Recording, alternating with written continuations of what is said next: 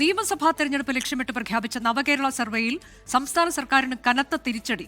നവകേരള survey ഹൈക്കോടതി റദ്ദാക്കി. പരിപാടി നിയമവിരുദ്ധമെന്ന് ചൂണ്ടിക്കാട്ടിയാണ് കോടതിയുടെ നടപടി. സർക്കാരിന്റെ കരണത്തേറ്റ അടി എന്നാണ് പ്രതിപക്ഷത്തിന്റെ പ്രതികരണം. സംസ്ഥാന സർക്കാരിന്റെ വികസന നേട്ടങ്ങൾ ജനങ്ങളിലേക്ക് എത്തിക്കുന്നതിനു വേണ്ടിയാണ് നവകേരള സർവേക്ക് സർക്കാർ തുടക്കം കുറിച്ചത്. 20 കോടി രൂപ ഇതിനായി വകയിരുത്തി. CPIM LDF പ്രവർത്തകരെയാണ് സർവേയുടെ കർമ്മസേന അംഗങ്ങളായി തീരുമാനിച്ചത്. ഇതിനെതിരെയാണ് KSU സംസ്ഥാന പ്രസിഡന്റ് അലോഷ്യസ് സേവ്യർ, മുബാസ് എന്നിവർ ഹൈക്കോടതിയിൽ ഹർജി നൽകിയത്. CPIMന്റെ രാഷ്ട്രീയ പ്രചാരണത്തിനു വേണ്ടി പൊതുഖജനാവിൽ നിന്ന് പണം ഉപയോഗിക്കുന്നുവെന്നാണ് ഹർജിയിൽ ചൂണ്ടിക്കാട്ടിയത്.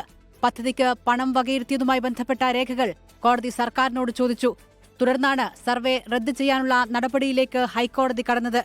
നവകേരള സർവേ പദ്ധതിക്ക് ബജറ്റ് അലോക്കേഷനോ ധനകാര്യ അനുമതിയോ ഇല്ല എന്ന് കോടതി നിരീക്ഷിച്ചു.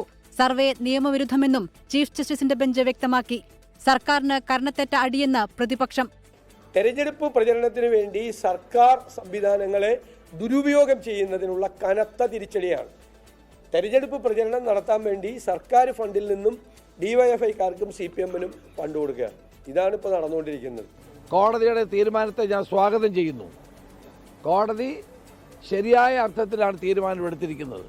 സർക്കാരിൻ്റെ പണം ഉപയോഗിച്ച് സർക്കാർ ഉദ്യോഗസ്ഥന്മാരെ കൊണ്ട് പാർട്ടിക്ക് വേണ്ടി വിടുപണി ചെയ്യിക്കുന്ന ജോലിയാണ് ഇവർ ഏറ്റെടുത്തത്. നാണം കെട്ട പരിപാടിയല്ലേ അവർ ചെയ്യാൻ തീരുമാനിച്ചത്. തിരഞ്ഞെടുപ്പിന് മുൻപുള്ള LDFന്റെ സ്ക്വാഡ് വർക്കാണ് സർവേ എന്നായിരുന്നു പ്രതിപക്ഷത്തിന്റെ വിമർശനം. 24 കൊച്ചി. ലോകത്തെവിടെയായാലും ഏത് സമയത്തും 24 വാർത്തകളും ഓഗ്മെന്റഡ് റിയാലിറ്റി പാക്കേജുകളും എക്സ്പ്ലെയിനറുകളും വിശദമായി കാണാൻ ഞങ്ങളുടെ YouTube ചാനൽ നിങ്ങൾക്ക് സബ്സ്ക്രൈബ് ചെയ്യാം.